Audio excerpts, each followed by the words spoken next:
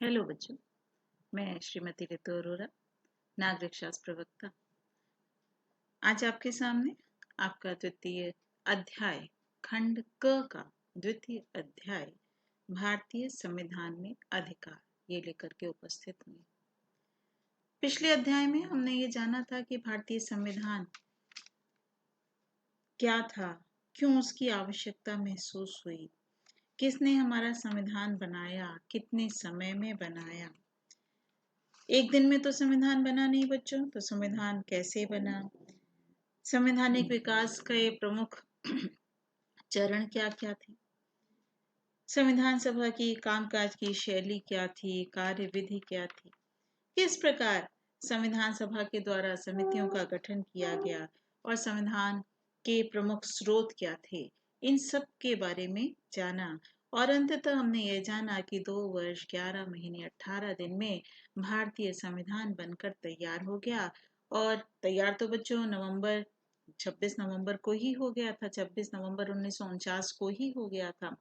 लेकिन 26 जनवरी 1950 को लागू हुआ। क्यों लागू हुआ? 26 जनवरी 1930 को जो रावी नदी के तट पर पहली बार पूर्ण स्वतंत्रता की मांग की गई थी, उस तिथि के महत्व को ध्यान में रखते हुए 26 जनवरी 1950 को हमारे देश का संविधान लागू किया गया। यानी हम पूरी तरीके से 26 जनवरी 1950 को गणतंत्र हो गए, यानी आंतरिक और बाह्य मामलों में भी कोई देश हमारे ऊपर हस्तक्षेप नहीं कर सकता है, अधिकार नहीं रखता। तो अब हमारा संविधान बच्चों बनकर तैयार हो गया। अब संविधान के द्वारा भारतीय नागरिकों को कौन कौन से अधिकार दिए गए, यही आपका आज का टॉपिक है। भारतीय संविधान में अधिकार, rights in the Indian constitution. Indian constitution में, भारतीय संविधान में नागरिकों को कौन कौन से अधिकार प्रदान किए गए, कौन कौन से राइट्स दिए। वर्तमान प्रजातांत्रिक राज्य में नागरिकों के अधिकारों की गारंटी का होना अनिवार्य होता है। और विश्व के जितने भी लिखित संविधान हैं, जितने भी देशों में लिखित संविधान पाया जाता है, हर देश के संविधान में किसी न किसी रूप में वहां पर मूल अधिकार प्रदान किए जाते हैं। बच्चों, इसी को मौलिक अधिकार भी कहते हैं, चाहे मूल अधिकार कहिए चाहे मौलिक अधिकार कहिए। तो किसी न किसी रूप में प्रायः मौलिक अधिकार विश्व के सभी देशों में प्रदान किए जाते हैं।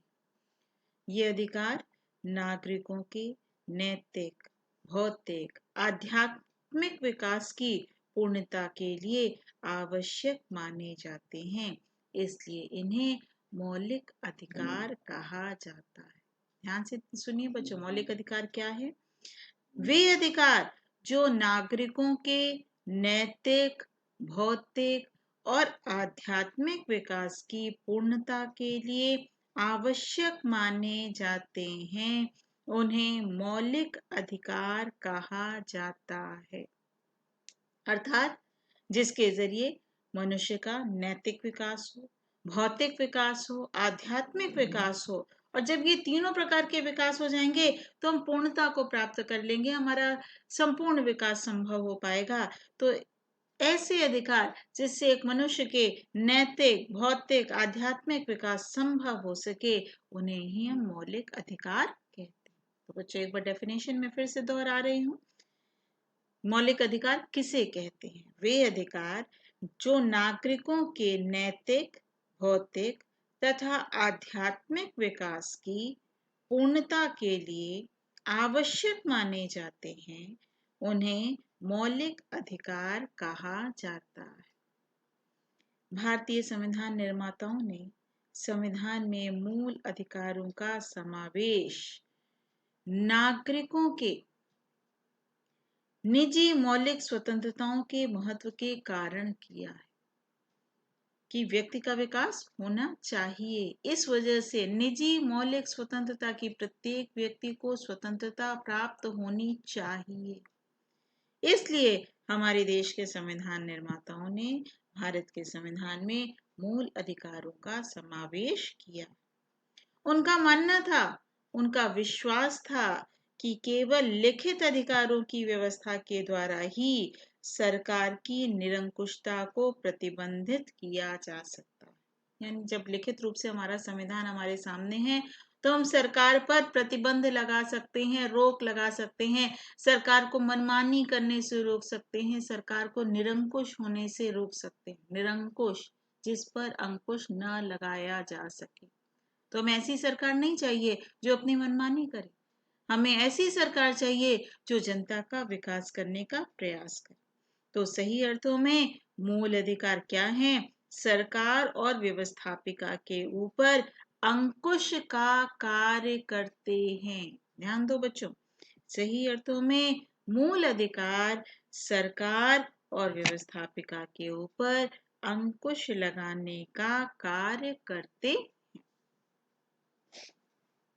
अब है अधिकारों का महत्व। वे अधिकार जो मानव जीवन के लिए मौलिक तथा आवश्यक होने के कारण संविधान के द्वारा नागरिकों को प्रदान किए जाते हैं, उन्हें हम मूल अधिकार कहते हैं। तो ये अधिकार मानव जीवन के लिए आवश्यक हैं। तो पहला महत्व क्या है, पहली विशेषता क्या है कि मूल अधिकार मानव जीवन के लिए आवश्यक हैं, मौलिक हैं। मतलब जो जिसका जन्म ही वहीं हुआ है, संविधान में इनका जन्म हुआ। संविधान द्वारा नागरिकों को प्रदान किए जाते हैं जो अधिकार, वे ही मूल अधिकार कहलाते हैं। यहाँ तक कि व्यवस्थापिका और कार्यपालिका के द्वारा भी इनका उल्लंघन नहीं किया जा सकता। देश की कार्यपालिका, देश की व्यवस्थापिका इसको किसी भी तरीके से नहीं हटा सकती है। देश की न्यायपालिका एक प्रहरी की भांति हमारे अधिकारों की रक्षा करती है। प्रहरी मतलब जैसे चौकीदार होता है बच्चों, उसे प्रहरी कहते हैं। तो देश की न्यायपालिका हमारे अधिकारों का रक्षक है, अधिकारों की रक्षा करने का कार्य करती है। दूसरा महत्व क्या है? नागरिकों के चहुमुखी विकास के लिए आवश्यक है। राज्य का मुख्य उद्देश्य है नागरिकों का चहुमुखी विकास करना, उनका कल्याण करना। इसलिए संविधान द्वारा नागरिकों को मूल अधिकार प्रदान किए गए हैं ताकि नागरिकों का चहुमुखी विकास हो सके। भारतीय संविधान द्वारा भी इसी उद्देश्य की पूर्ति के लिए नागरिकों को मूल अधिकार प्रदान किए गए। इन अधिकारों को ही प्राकृतिक अधिकार, जन्मजात अधिकार या मूल अधिकार भी कहा जाता है। वास्तव में मूल अधिकारों का अभिप्राय उन अधिकारों से होता है जो व्यक्ति के सामाजिक जीवन में समाहित होता है। ये मनुष्य के व्यक्तित्व के लिए आवश्यक होता है। ये राज्य की कानून बनाने की शक्ति से ऊपर होता है। तो देश के प्राकृतिक अधिकार, जन्मजात अधिकार या मूल अधिकार, ये किसी भी व्यक्ति के व्यक्तित्व के विकास के लिए अति आवश्यक है। बच्चों, जन्मजात अधिकार क्यों कह रहे हैं? क्योंकि हम जब पैदा होते हैं तभी हमें अधिकार मिल जाता है, तो इसलिए नहीं, जन्मजात अधिकार, मूलभूत अधिकार। यानी जब संविधान लिखा गया था तब जैसे मिले थे आज भी वैसे ही अधिकार हमें मिले हुए हैं। तो इस प्रकार अधिकारों का बहुत अधिक महत्व है। अगर किसी देश में नागरिकों को अधिकार प्राप्त नहीं होते तो उस देश के लोगों का पर्याप्त विकास, चहुमुखी विकास संभव नहीं होता। उस देश के नागरिक पूर्ण रूप से विकसित नहीं हो सकते, उस देश का विकास संभव नहीं हो सकता। अधिकारों का घोषणा पत्र। किसी भी प्रजातांत्रिक देश में, प्रजातंत्र जहां पर प्रजा का शासन, तो प्रजातांत्रिक देश में यह सुनिश्चित होना चाहिए कि व्यक्तियों को कौन कौन से अधिकार प्राप्त हैं जिन्हें सदैव सरकार मान्यता देगी। संविधान द्वारा प्रदत्त संरक्षित अधिकारों की ऐसी सूची को ही अधिकारों का घोषणा पत्र कहते हैं। तो संविधान द्वारा प्रदत्त संरक्षित अधिकारों की सूची को ही अधिकारों का घोषणा पत्र कहते हैं। नागरिक के अधिकारों को किसी अन्य व्यक्ति या संगठन से खतरा हो सकता है। ऐसी स्थिति में व्यक्ति को सरकार द्वारा सुरक्षा प्रदान किए जाने की आवश्यकता होती है। तो यह आवश्यक है कि सरकार व्यक्ति के अधिकारों को सुरक्षा प्रदान करने के लिए प्रतिबद्ध हो। तो वो कहाँ प्रतिबद्ध होगी?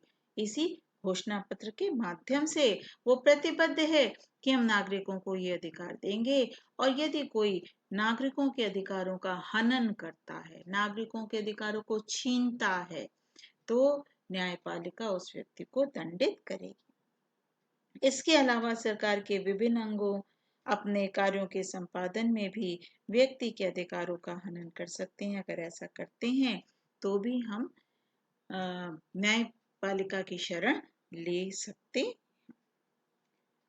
भारतीय संविधान में मौलिक अधिकार। बच्चों, देश का संविधान स्वतंत्रता के बाद लिखा गया, 2 वर्ष 11 महीने 18 दिन में बनकर तैयार हुआ और 26 जनवरी 1950 को देश में लागू हुआ। आज चल रहा है बच्चों 2020, यानी लगभग 70 वर्ष हो चुके हैं। 70 वर्षों में परिस्थितियों में बदलाव आया, तो परिस्थितियों में बदलाव के साथ हमें अगर आवश्यकता महसूस होती है तो संविधान में परिवर्तन किया जा सकता है। तो जब संविधान लिखा गया था उस समय भारतीय संविधान में नागरिकों को 7 मूल अधिकार प्रदान किए गए थे। कितने अधिकार दिए गए थे बच्चों? 7 मूल अधिकार प्रदान किए गए थे। नंबर 1 समानता का अधिकार, नंबर 2 स्वतंत्रता का अधिकार, नंबर 3 शोषण के विरुद्ध अधिकार, नंबर 4 धार्मिक स्वतंत्रता का अधिकार, 5 संस्कृति और शिक्षा का अधिकार, नंबर 6 संवैधानिक उपचारों का अधिकार, नंबर 7 संपत्ति का अधिकार। बच्चों, अभी मैंने केवल आपको नाम बताए कौन कौन से अधिकार मिले हैं, अब इनके बारे में हम लोग आगे पढ़ेंगे। तो सबसे 7 अधिकार आपको याद होने चाहिए कि हमारे देश में, भारत देश में नागरिकों को कौन कौन से 7 अधिकार जब संविधान लिखा गया था तो प्रदान किए गए थे। नंबर 1 समानता का अधिकार, नंबर 2 स्वतंत्रता का अधिकार, नंबर 3 शोषण के विरुद्ध अधिकार, नंबर 4 धार्मिक स्वतंत्रता का अधिकार, नंबर 5 संस्कृति तथा शिक्षा का अधिकार, नंबर 6 संवैधानिक उपचारों का अधिकार, नंबर 7 संपत्ति का अधिकार। लेकिन बच्चों, क्या आपको मालूम है कि एक अधिकार हमारे मूल अधिकारों की सूची से निकाल दिया गया, यानी जो 7वां अधिकार इसमें लिखा है संपत्ति का अधिकार, अब ये अधिकार हमें प्राप्त नहीं है।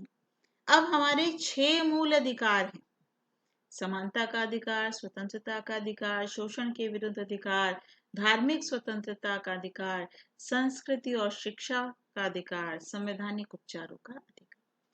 7वां अधिकार संपत्ति का अधिकार, ये 44वें संवैधानिक संशोधन के द्वारा संपत्ति के मूल अधिकार को मूल अधिकारों की सूची से निकाल दिया गया है। 44वें संवैधानिक संशोधन ये कब किया गया बच्चों? 1978 में किया गया। ऐसा क्यों किया गया? मौलिक अधिकार और नीति निर्देशक तत्वों के बीच संबंधों पर उठे विवाद के पीछे एक महत्वपूर्ण कारण ये था कि मूल संविधान में संपत्ति अर्जन, स्वामित्व और संरक्षण का मौलिक अधिकार प्रदान किया गया था। यानी कोई भी व्यक्ति अपनी मेहनत से कोई भी संपत्ति खरीद सकता है, उस पर अधिकार रख सकता है, उसको अपने संरक्षण में ले सकता है। लेकिन संविधान में स्पष्ट कहा गया था कि सरकार लोक कल्याण करने के लिए संपत्ति का अधिग्रहण कर सकती है। यानी जनता के कल्याण के लिए यदि कोई कार्य किया जाएगा तो सरकार आपकी भूमि का, आपकी संपत्ति का को ले सकती है, उसको अधिग्रहण कर सकती है। 1950 से ही सरकार ने अनेक ऐसे कानून बनाए जिससे संपत्ति के अधिकार पर प्रतिबंध लगे। मौलिक अधिकार और नीति निर्देशक तत्वों के मध्य विवाद के केंद्र में यही अधिकार बार बार आ रहा था। तो आखिरकार 1973 में सर्वोच्च न्यायालय ने अपने निर्णय में संपत्ति के अधिकार को संविधान के मूल ढांचे का तत्व नहीं माना और कहा कि संसद को संविधान में संशोधन करके इसे प्रतिबंधित करने का अधिकार है। और 1978 में 1978 में उस समय बच्चों जनता दल की सरकार थी, तो जनता पार्टी की सरकार ने 44वें संवैधानिक संशोधन के द्वारा संपत्ति के अधिकार को मौलिक अधिकारों की सूची से निकाल दिया गया और संविधान में जोड़े गए नए अनुच्छेद 300 के अंतर्गत उसे एक सामान्य कानूनी अधिकार बना दिया। संविधान में जोड़े गए अनुच्छेद 300 के अंतर्गत उसे एक सामान्य कानूनी अधिकार बना दिया। ऐसा करने का कारण क्या था कि ये अधिकार भूमि सुधार अधिनियम के रास्ते में बहुत बड़ी बाधा बन रहा है। आप भूमि सुधार बच्चों 10th तक पढ़ के आए हैं। भूमि सुधार के अंतर्गत चकबंदी, हकबंदी, जमींदारी प्रथा का अंत, ये सारी चीजें थी जिससे हम भूमि सुधार कर सकते थे, अपनी कृषि उपज को बढ़ा सकते थे। तो भूमि सुधार अधिनियम के रास्ते में ये बहुत बड़ी बाधा बन रहा था संपत्ति का अधिकार। सरकार ने जिम्मेदारी उन्मूलन कानून बनाने का फैसला किया। इसका विरोध इस आधार पर किया गया कि उसकी संपत्ति का मौलिक अधिकार का हनन हो रहा है। तो अंततः इस प्रथा को समाप्त करने के लिए संपत्ति के अधिकार को मौलिक अधिकारों की सूची से, मूल अधिकारों की सूची से हटा दिया गया, हटाना अनिवार्य हो गया और अंततः हटा दिया गया। तो इस प्रकार अब हमारे पास बच्चों कितने मूल अधिकार शेष हैं? अब हमारे पास 6 मूल अधिकार शेष हैं। पहला समानता का अधिकार, दूसरा स्वतंत्रता का अधिकार, तीसरा शोषण के विरुद्ध अधिकार, चौथा धार्मिक स्वतंत्रता का अधिकार, पांचवा संस्कृति और शिक्षा का अधिकार और छठा संवैधानिक उपचारों का अधिकार। लेकिन जब संविधान लिखा गया था तो हमें 7 मूल अधिकार प्राप्त थे, लेकिन वर्तमान में केवल 6 मूल अधिकार प्राप्त हैं। इसके आगे बच्चों अब हम लोग हर अधिकार को लेकर के चलेंगे और एक एक अधिकार हम लोग रोज उसके बारे में जानेंगे, विस्तार से जानेंगे कि समानता का अधिकार क्या है, स्वतंत्रता का अधिकार क्या है, शोषण के विरुद्ध अधिकार क्या है। हर अधिकार के बारे में अब हम लोग एक एक वीडियो में जानते जाएंगे। तो आज जितना समझाया बच्चों उसके आधार पर जो प्रश्न बनते हैं, सबसे पहला मौलिक अधिकारों का क्या महत्व है, दूसरा संविधान द्वारा भारत के नागरिकों को कितने अधिकार प्रदान किए गए थे, नाम भी बताइएगा बच्चों। और आखिरी प्रश्न 44वें संविधान संशोधन द्वारा किस अधिकार को मूल अधिकार से हटा दिया गया और कब हटाया गया, ये भी साथ में लिखें। बच्चों आजकल कोविड-19 चल रहा है, आप सभी को मालूम है। घर पर रहिए, स्वस्थ रहिए और जो गाइडलाइन सरकार दे रही है उसका पालन करते रहिए, बार बार हाथ धोते रहिए, सोशल डिस्टेंसिंग यानी सामाजिक दूरी बनाए रखिए, किसी भी व्यक्ति से बात करते समय कम से कम 2 मीटर की दूरी पर खड़े हों, पास पास ना खड़े हों।